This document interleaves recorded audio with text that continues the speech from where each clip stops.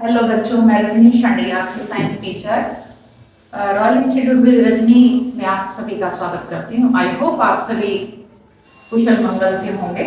अब हम अपना अगला टॉपिक करते हैं रेस्पिरेशन। रेस्पिरेशन आप लोगों को पता है व्हाट इज द रेस्पिरेशन। बहुत से बच्चे कंफ्यूज रहते हैं कि रेस्पिरेशन का मतलब सिर्फ सांस लेना और सांस छोड़ना है, लेकिन रेस्पिरेशन में ही ब्रीदिंग है।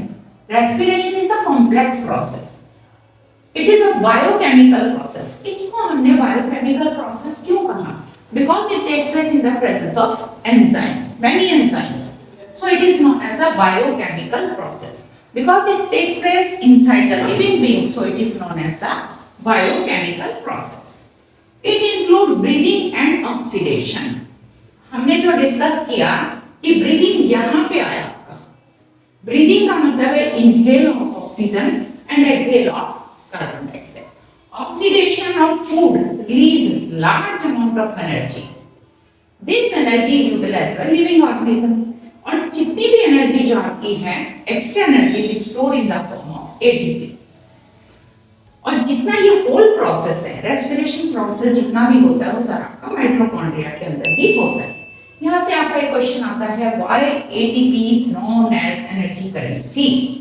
आप लोग इसका जो है मुझे कमेंट बॉक्स के अंदर आंसर लिख के देंगे। जो भी डाउट हो फिर मैं आपका क्लियर करती हूँ।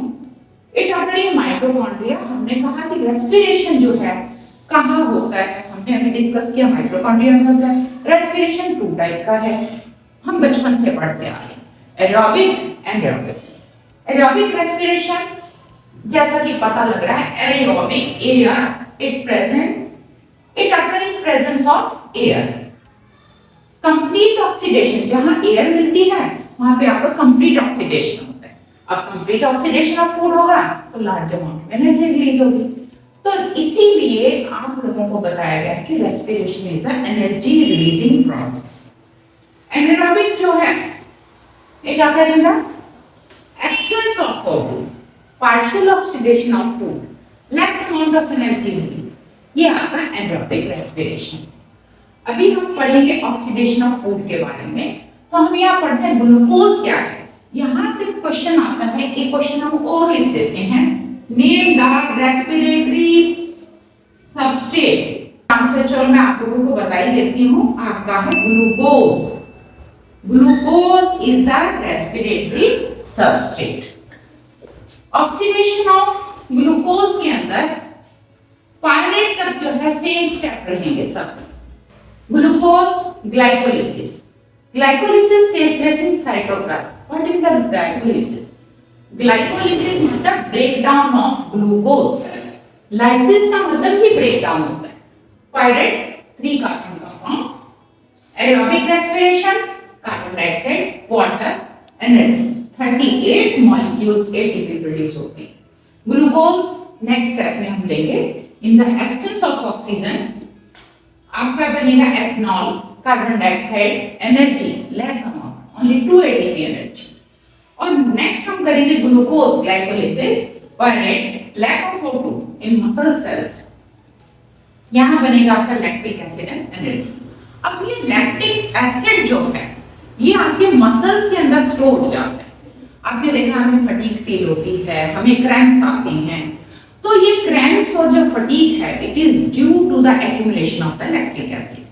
इसके लिए हम क्या करते हैं, या तो हम वाटर से जो है इसको मसाज करते हैं, या आपका हॉट ऑयल लेके उसकी मसाज करते हैं, ताकि जितना भी ब्लड है वो प्रॉपर जो है सर्कुलेट हो और आपका लैक्टिक एसिड जो है स्प्रेड हो जाए।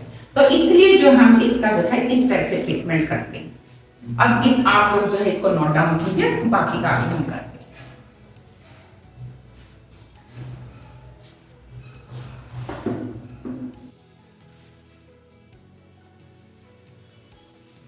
आप सभी ने शायद नोट डाउन कर लिया होगा। अब हम करते हैं रेस्पिरेशन इन प्लांट्स। प्लांट्स के अंदर भी एक्सचेंज ऑफ गैसेस होता है, CO2 और O2 का जो है एक्सचेंज ऑफ गैसेस होता है। प्लांट रेस्पिरेशन के अंदर जितने भी पार्ट्स हैं वो सभी पार्टिसिपेट करते हैं। आपका root, stem, leaves, all parts of the plant participate in the respiration.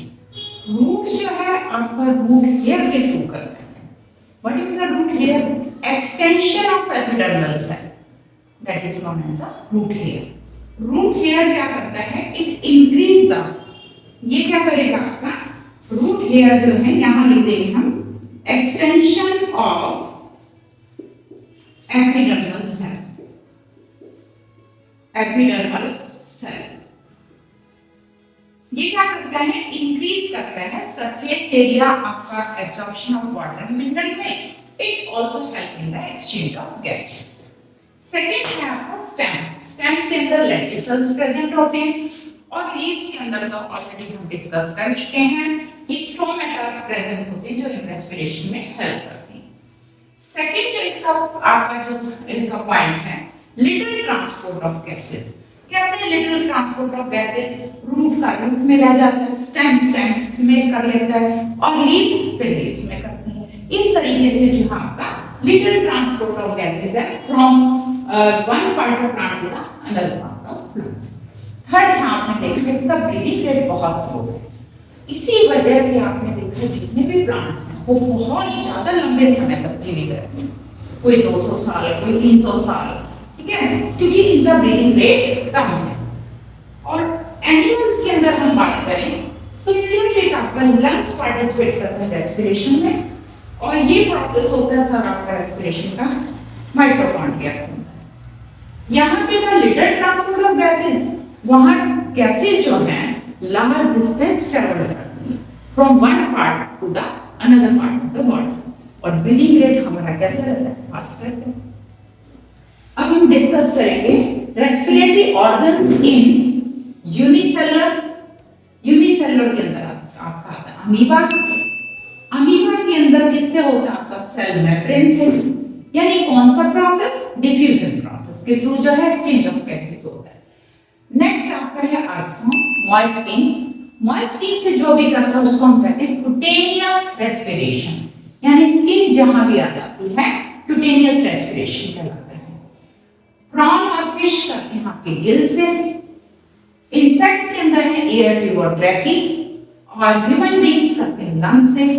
और फ्रॉग का तो आप लोगों के साथ में डिस्कस करेंगे सीनियर क्लासेस में, लेकिन फिर भी हम डिस्कस करेंगे. गिल्स हैं टेडपोल स्टेज के अंदर, मॉइस्ट स्किन है, कोलेटर लंग्स हैं एडल्ट के अंदर, और चौथा इसके अंदर आता है बकोफेरिंजियल कैविटी के थ्रू.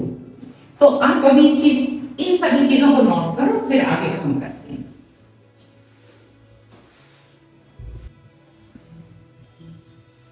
आप सभी ने जो है नोट डाउन कर लिया होगा.